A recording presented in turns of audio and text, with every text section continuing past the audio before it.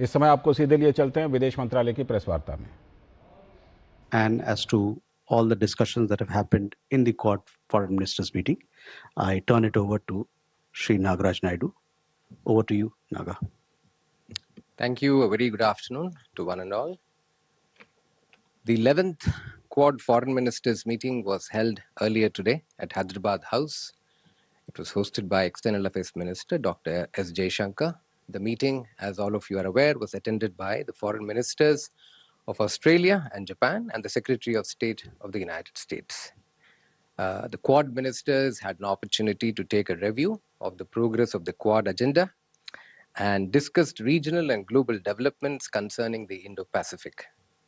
The meeting reaffirmed the Quad's commitment to a free and open Indo-Pacific and emphasized that the Quad continues to evolve as a practical and an action-oriented platform, delivering tangible benefits for the region. Discussions focused around 4 pillars of Quad cooperation. The first pillar is maritime and transnational security. 2, economic prosperity and security. 3, critical and emerging technologies. And 4, humanitarian assistance and disaster response. The ministers underscored the importance of maritime security and resilient sea lanes in the Indo-Pacific. The Quad has expanded its cooperation under the IPMDA, which is the Indo-Pacific Maritime Partnership for Maritime Domain Awareness, including efforts towards a comprehensive common operational picture across the Indo-Pacific. The Quad today launched the Indo-Pacific Maritime Surveillance Collaboration, the IPMSC. This is aimed to strengthen the coordination in maritime surveillance. IPMSC, with the integration of the latest technologies, will augment the IPMDA and enable sharing of real-time information and provide an enhanced picture of vessels. This effort will initially be focused on the Indian Ocean region. Counterterrorism is a significant pillar of the Quad cooperation. Ministers strongly condemn terrorism in all its forms and manifestations, including cross-border terrorism. The joint statement specifically condemned the terrorist attack in Pahalgam in April 2025 and reiterated the need for decisive international action against terrorist entities, financiers, and sponsors. Economic security and resilient supply chains featured prominently in the discussions. The Quad announced the Quad Critical Minerals Initiative framework to strengthen cooperation in mining, processing, recycling, and investment across trusted critical mineral supply chains. The idea is to mobilize public and private sector support and deepen cooperation in various areas, including regulatory practices, investment facilitation, recycling technologies, and resilient supply chains essential for advanced manufacturing and emerging technologies. The ministers underlined the importance of freedom of navigation, unimpeded commerce, and the safety and security of seafarers, including through key maritime routes. In light of the recent disruptions in global energy markets, the Quad has launched the Quad Initiative on Indo-Pacific Energy Security. The effort is aimed at leveraging the unique resources that Quad partners bring to the table, and the idea is to come up with an engagement plan that will focus on technology, management, international market analysis, and emergency response. Building on the success of the Quad Ports of the Future conference that India had hosted in Mumbai last year, the Quad has reaffirmed its commitment to trusted and resilient infrastructure, including port infrastructure development in Fiji. The ministers emphasized the importance of trusted technology partnerships in areas such as 5G, 6G, AI, Open RAN, semiconductors, digital standards, and strengthening undersea cable connectivity across the Indo-Pacific. The Quad also announced cooperation on next-generation communication standards and digital identity interoperability. The Quad reaffirmed its commitment to practical cooperation in the domain of HADR. The Quad also highlighted progress under the IPLN, which is the Indo-Pacific Logistics Network, which is aimed at enabling faster and more effective civilian disaster response across the Indo-Pacific. Overall, the foreign ministers' meeting has demonstrated the Quad's continued focus on practical cooperation and delivery-oriented initiatives that contribute to peace, stability, resilience, and prosperity of the Indo-Pacific. At the end of the meeting, Quad partners have adopted 4 documents: a joint statement, a fact sheet, a joint statement on the Indo-Pacific energy security, and the Quad Critical Minerals Initiative framework. All of these 4 documents are already uploaded on the MEA website. Thank you very much. Thank you. With that, we open the floor for questions. So we'll go from this side or from here. Akhilesh. So I am Akhilesh Suman from DD News.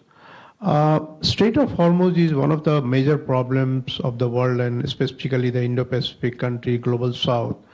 So when the 4 foreign ministers met today, what was the orientation of the discussion and was there any joint action plan for reopening the Strait of Hormuz? We go second one. मैं Uma Shankar Singh independent journalist. अभी आपने बताया कि कैसे एक पहल की गई है सर्विलेंस को लेके जिसको कि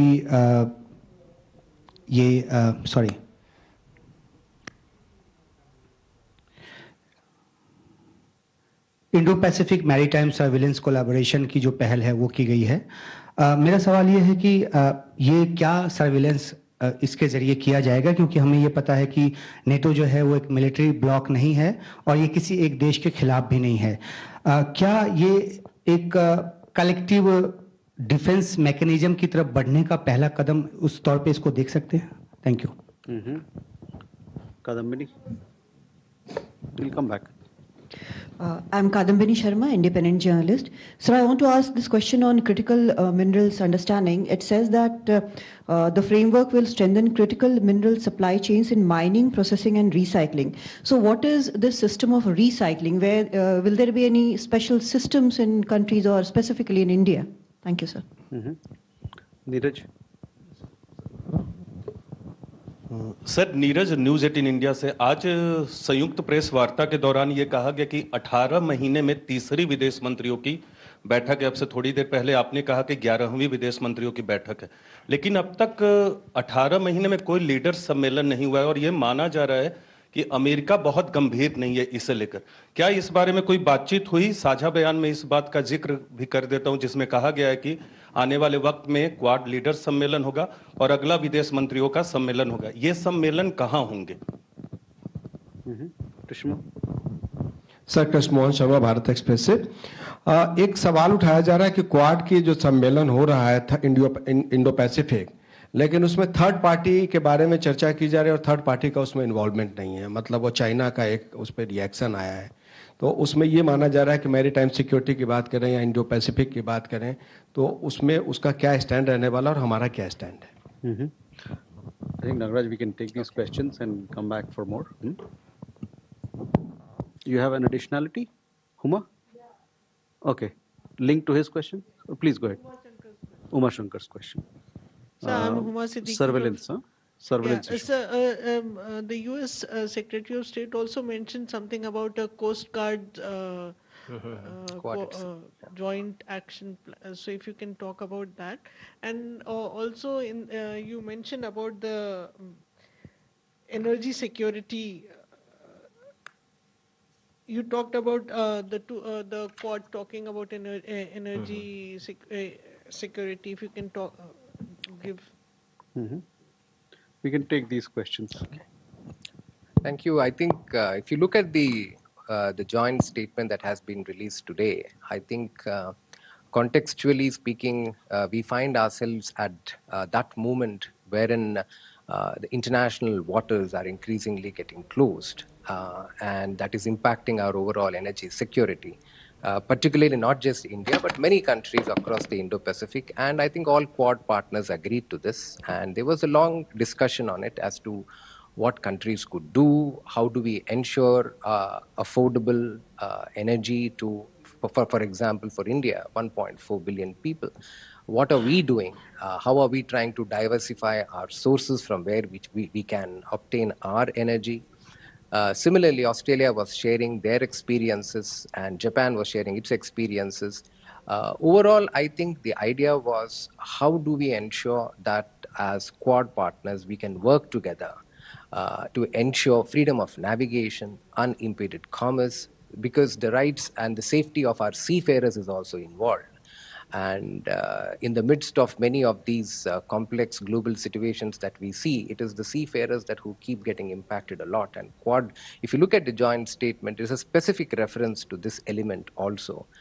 So as the Quad ministers did deliberate on this for quite some time, and connected to this is the joint statement that we have specifically released on this occasion, which highlights as to how the Quad partners are spotlighting energy security. As I had said in my briefing note also, our attempt is to ensure that how do we leverage the unique resources and capabilities that the Quad partners can bring to bear and prepare an engagement plan. This plan will focus on not just technology, management, policy, but also international market analysis, as well as emergency response. How can we respond to such emergency situations? What are the best practices? So I think the foreign minister spoke on this issue at quite a length. And it is on that basis that some of these documents have also been released. I would encourage you to kindly look at this joint statement. There's some very novel ideas that we have put forward. I have heard a question on the surveillance that we had earlier talked about. This is the Indo-Pacific Maritime Surveillance Cooperation. This should not be, should not be seen as militarization of the Quad. Neither is IPMDA, the Indo-Pacific Maritime Domain Awareness. The idea today is that the international waterways today are now getting clogged. At the same time, there are a lot of gray ships around. There are dark ships around. So countries, in the Indo-Pacific sometimes do not have access to such technologies. So Quad partners have come together. Some of these technologies are very, very expensive. They are available commercially. So what Quad partners are doing together is to somehow buy this.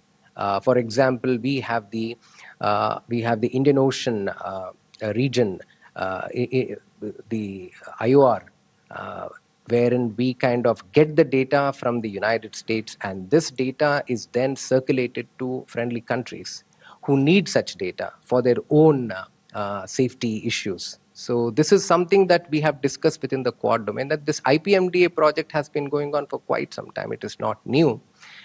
The additional layer that we have added through the IPMSC is to bring in more technology to bear.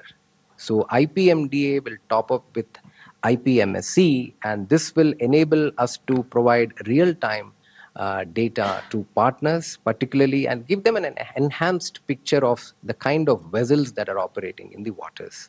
So that is the whole focus on the IPMSC. But we have seen a question on critical minerals and the focus on recycling. Today, the entire discussion around critical minerals, rare earths, etc., has taken immense traction. And the whole issue of how do you ensure supply chain resiliency, everybody seems to be asking the same question. But not everybody has the ability to process rare earths. So that has become a huge challenge, because not many countries have put resources into processing and extraction of some of these rare earth resources. And as we advance and focus more on new technologies, the demand for critical minerals is only going to rise. So how do you ensure that, for example, all of you are using smartphones, so the amount of critical minerals that could get into a smartphone is something that we need to think about. So as your automobiles are becoming extremely smart. If you look at an average automobile today, the dashboards are completely digital. All of them require rare earths. So as we keep growing and the societies and technology becomes more smarter, And in a country of as large as India, you need access to critical minerals. So you are looking at the entire value chain of the critical minerals, including recycling, because end of the day, if you have the technology to extract critical minerals out of electronics that have been used but are going to be anyway disposed of, so that will be a huge game changer.